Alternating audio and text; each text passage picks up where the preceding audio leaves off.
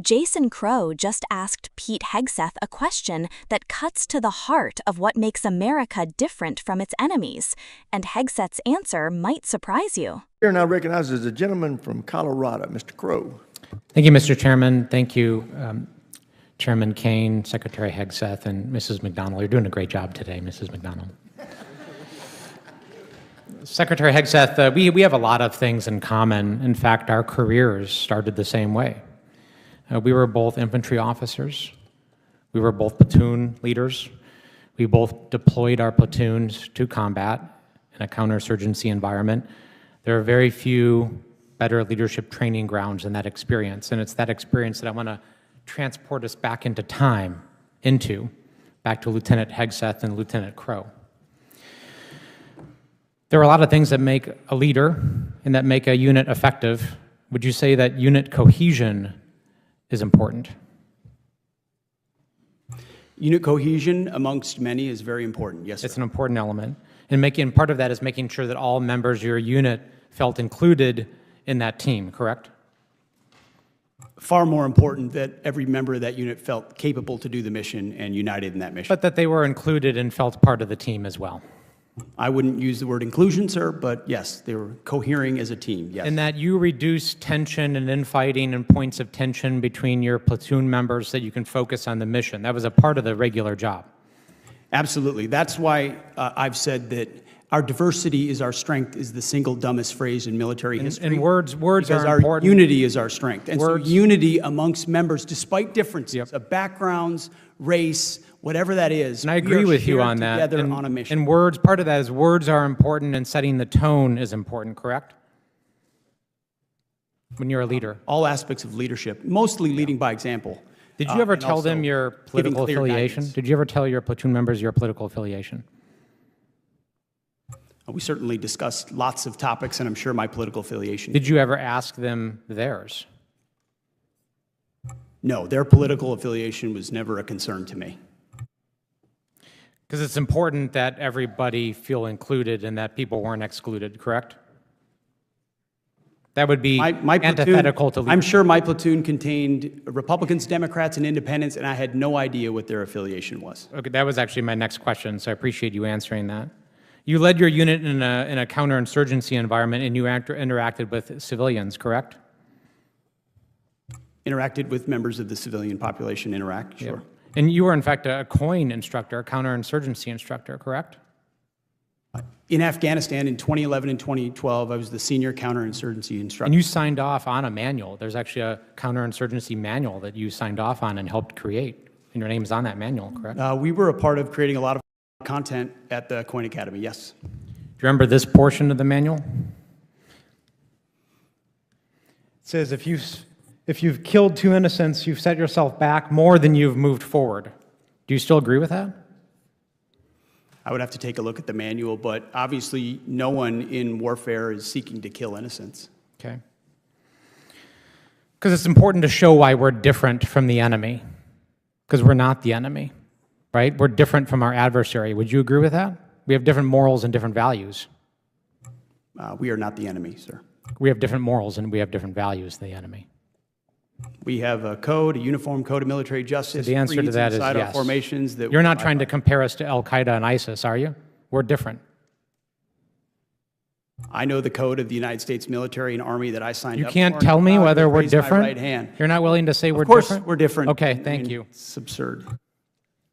That's why I'm trying to reconcile the fact that we learned many of the same lessons as platoon leaders about unit cohesion, making sure that people were included, that we didn't ask people's political affiliation, that we interacted respectfully with civilian populations, that what a leader says matters, that the tone you set matters, that we are not the enemy, that we are different from them, we lead differently, we have different morals.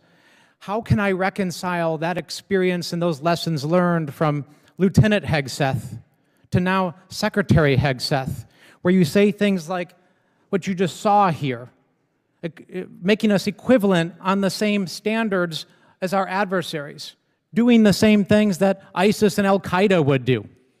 How can you possibly reconcile that? I can't. And just the other day down at Fort Bragg in our beloved 82nd Airborne Division, sitting there while we politicize the military and pull our paratroopers into politics, booing elected officials, booing politicians with whom you disagree. It's antithetical to our values, and you, sir, Gentleman's have changed. time's expired. Chair now recognizes the gentleman. Jason Crow's exchange with Pete Hegseth was one of those rare moments in a congressional hearing where it felt less like politics and more like two soldiers reflecting on what they've learned in the toughest school there is, war. Crow set the stage perfectly. He reminded everyone that he and Hegseth weren't just talking heads. They were both infantry officers, both platoon leaders, both men who had to look young soldiers in the eye and lead them into dangerous situations. And if you've ever been part of a team like that, you know that it's not just tactics or weapons that get you through. It's trust. It's cohesion. It's knowing the person next to you will have your back when everything goes wrong. That's what Crow was getting at when he started talking about unit cohesion. He asked if it was important, and of course, Hegseth said yes, but Crow pushed a little further. It's not just about having capable soldiers, it's about making sure everyone feels like they're part of the team. Because if one soldier feels excluded, like they don't belong, like they're an outsider, you've got a weak link in the chain. And in combat, that can get people killed. This is why Crow brought up inclusion, not as a buzzword, not as some political talking point, but as a lived reality. Inclusion in the military isn't about slogans, it's about survival.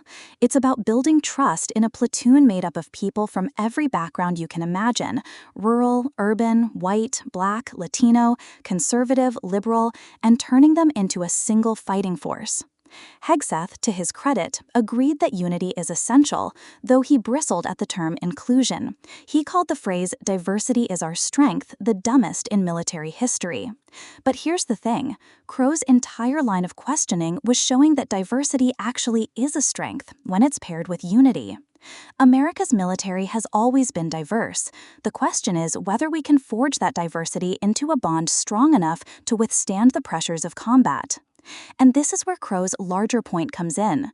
What separates us from our enemies isn't just firepower, it's not just technology.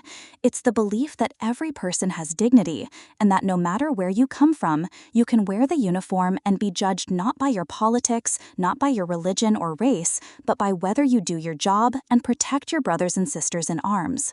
That is the American idea, and that is exactly what authoritarian regimes fear. Our enemies don't believe in individuality, they crush it. They demand blind loyalty to the leader, to the party, to the state. America's military is supposed to be different. It's supposed to be loyal to the Constitution and to the idea that freedom belongs to everyone. Crow's questioning was a reminder that this is not just about the military, it's about the country we want to be. Do we want to be a place where we are divided into camps, where some people are told they don't belong, or do we want to be a place where the strength of the team comes from the fact that it represents all of America?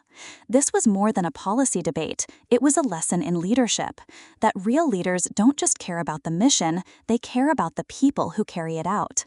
They understand that unity isn't automatic, it has to be built, protected, nurtured. So here's my challenge to you watching this. Think about what Crow was really saying. Think about what it means for your community, your workplace, your country. Are we building cohesion? Are we reducing the divisions that weaken us? Because in a time where polarization is at an all-time high, the lesson from two former platoon leaders is simple. If we don't find a way to stand together, we fall apart. If you believe America's strength comes from both its unity and its diversity, share this video, talk about it with someone who might not agree with you, and let's keep this conversation going, because what makes us different from our enemies is only real if we choose to live it.